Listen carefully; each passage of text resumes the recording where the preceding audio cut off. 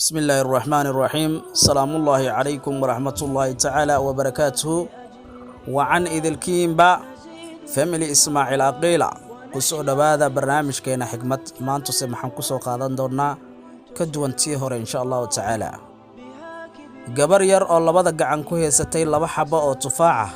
أيا صوغ شيقال أي فديين لبدا يدي والد هو يديد أيا عد بعسان كتري خالي لبدا دا تفاح متكمدة ma isiin kartaa gabadhii ayaa eegtay hooyadeed kadibna intay ilkaha ku qabatay hal tufaax dhinac ka goosatay haddana si dhaqso ayay kii labaad ilkaha ku goosatay hooyadeed ayaa wajigeeda laga dareemay in dhoola cadeyntii dib ugu noqotay maadaama ay ka yara xumaatay aabaheed oo eegayay ayaa la soo booday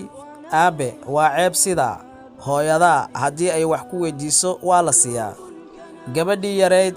oo labadii tufaax midba wax yar ka cuntay ayaa hooyadeed intay ku soo dhawaatay ku tiri hooyo kan ayaa macaan labada